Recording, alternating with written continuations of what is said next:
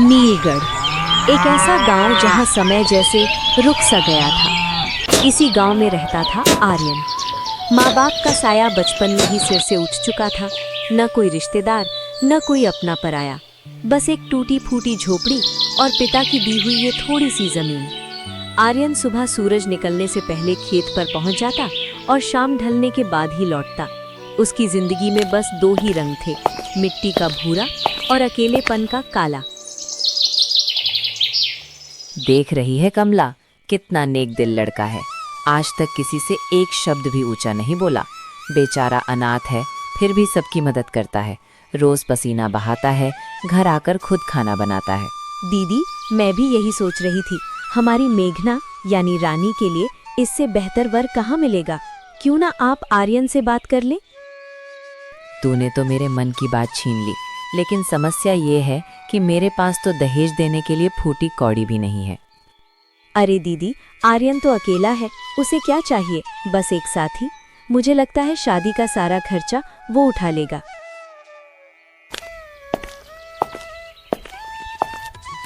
बेटा आर्यन, रोज अकेले अकेले काम करते हो, थकते नहीं? शादी क्यों नहीं कर लेता? एक साथी होती तो आधा बोझ हल्का हो जाता। काकी, मैं तो अनाथ हूँ। मेरा कौन है जो मेरी शादी करवाएगा और कौन करेगा मुझसे विवाह? अरे पागल, जब मैं हूँ ना। मेरी बहन की बेटी मेघना है, बहुत सुंदर और संस्कारी है। अगर तुम राजी हो तो बात पक्की समझो। बस खर्चे का मामला थोड़ा है। मेरी बहन बहुत गरीब है, सब तुम्हें ही संभालना होगा। काकी, आपने मेरे बारे में इतना सोचा, यही मेरे लिए काफ़ी है। मेरे पास थोड़े बहुत पैसे जमा हैं, मैं सब संभाल लूँगा। आप बस बात पक्की कीजिए। आर्यन की सीधाई और काकी की चालाकी ने मिलकर उस दिन मेघना और आर्यन की शादी तय कर दी। आर्यन को लगा कि उसकी सूनी दुनिया में अब रौनक आ जाएगी, लेकिन उसे क्या पता था कि ये रौनक कुछ पलों की मेहमान है।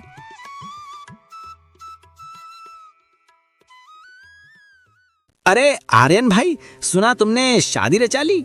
माफ करना यार, शहर गया था इसलिए नहीं आ पाया। कहाँ है हमारी भाभी? मेघना, बाहर आओ, कबीर भाई आए हैं।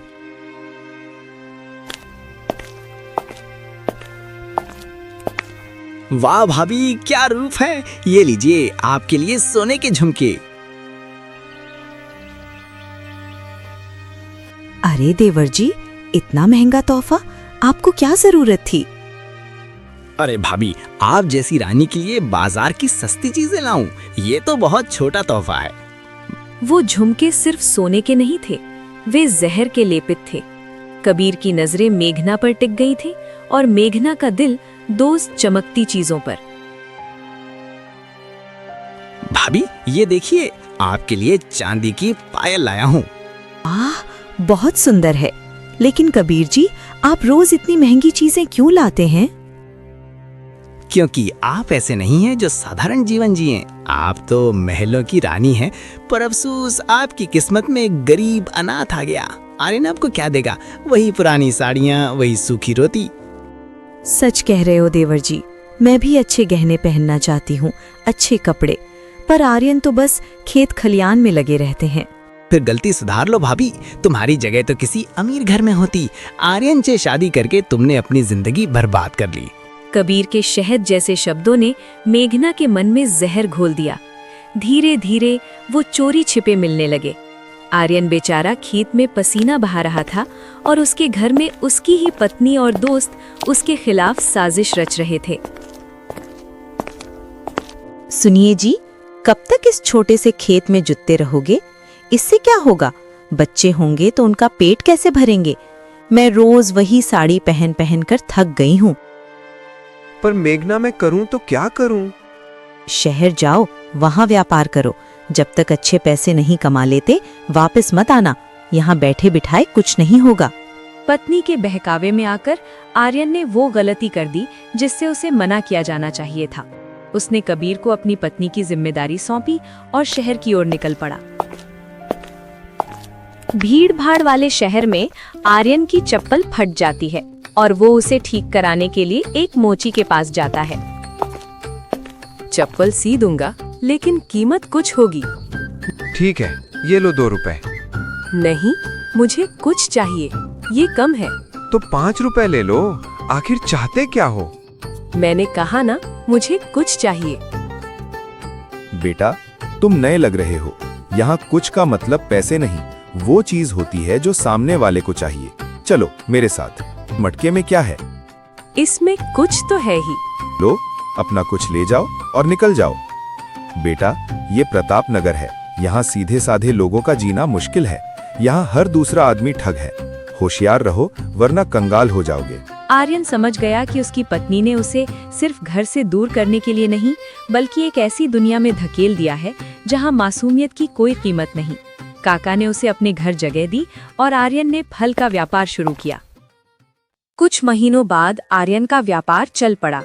वो बाजार में खड़ा है, तभी एक सवार घोड़े पर आता है। ले लो घोड़ा, सिर्फ 200 रुपए में। सस्ता सौदा है, व्यापार के काम आएगा। आर्यन पैसे देता है और सवार उसे लकड़ी का खिलौना घोड़ा दे देता है। ये क्या मजाक है? ये तो खिलौना है। मैंने घोड़ा बोला था, असली घोड़ा नहीं बोला। सौदा हो गया, अब मुकर नहीं सकते, निकल जाओ। आर्यन उदास होकर काका के पास जाता है। कहा था ना बेटा, यहाँ दिमाग से खेलना पड़ता है। चिंता मत करो, मैं सब ठीक करता हूँ। अगले दिन काका सवार को मूर्ख बनाने के लिए बाजार में एक चादर लेकर बैठे हैं और चिल्लाते हुए बोलते हैं, ले लो सोने की चादर, विदेशी सोने की चादर, सिर्फ 1000 रुपए। सोने की चादर? इतने सस्ते में? ये तो लूट का सौदा है। सवार पैसे देकर चादर ले लेता है। अरे बुड्ढे, इसमें सोना कहाँ है? ये तो साधारण कपड़ा है। अरे भाई, मैंने सोने की चादर बेची है। सोना, स्लीपिंग वाली चादर। रात को सोने के काम आती है, इसलिए सोने की चादर। तुमने पूछा नहीं, मैंने वही दिया जो बोला था। सौदा हो गया, अब मुकर नहीं सकते। सवार सिर पकड़कर चला जाता है और आर्यन के पैसे लिखा कि जैसा करोगे वैसा भरोगे, लेकिन उसकी असली परीक्षा अभी बाकी थी।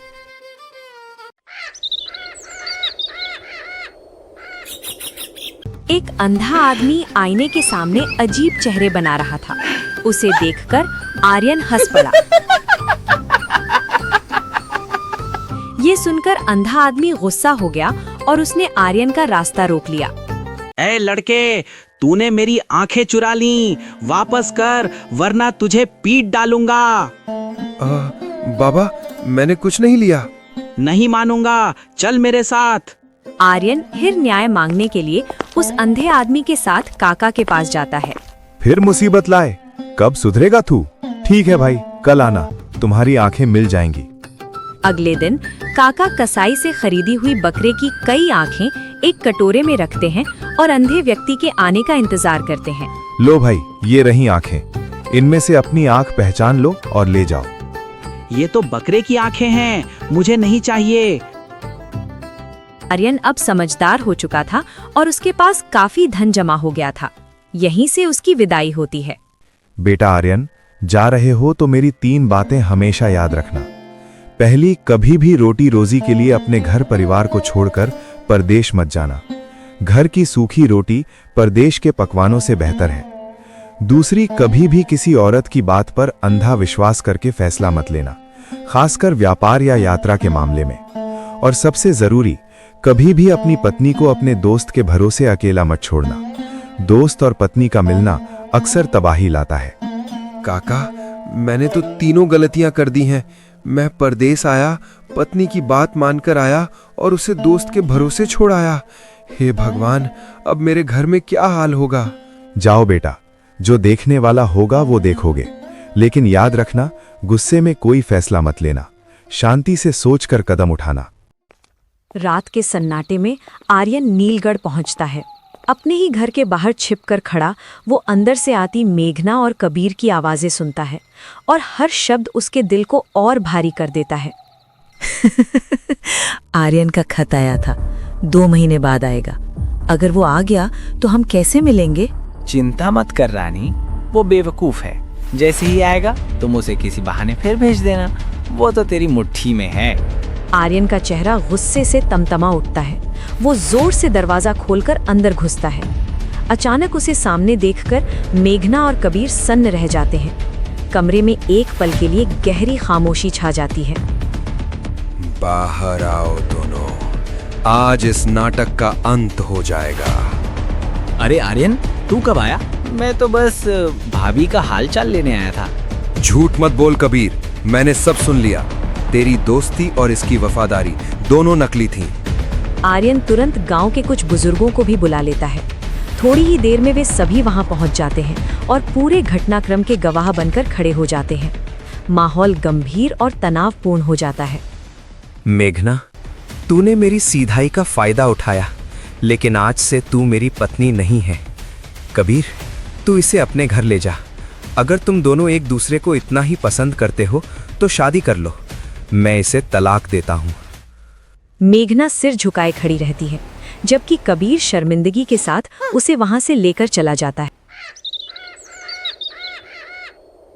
आर्यन ने गुस्से में आकर कोई हिंसा नहीं की। उसने काका की तीसरी सीख का पालन किया, शांति से फैसला लिया। उसने धोखेबाजों को उनके हाल पर छोड़ दिया, लेकिन अब वो फिर अकेला था। आर्यन काका के पास लौटकर पूरी घटना उन्हें बता देता है। बहुत अच्छा किया बेटा, तुमने सही फैसला लिया। अब सुनो, मेरी एक इच्छा है। मेरी एक बेटी है अनन्या, वो बहुत संस्कारी है। मुझे तुम जैसे ईमानदार दामाद की तलाश थी। क्या तुम उससे विवाह करोगे? काका, आपने मुझे सब कुछ दिया। अगर आपकी बेटी मुझे स्वीकार करे तो इससे बड़ा सौभाग्य और क्या हो सकता है। और इस तरह आर्यन ने अक्ल का सौदा जीत लिया। उसने धन कमाया, लेकिन उससे भी बढ़कर उसने जीवन का सबसे बड़ा सबक सीखा। उसने अपनी गलतियों से सीखा और अंत में उसे सच्चा साथी मिला।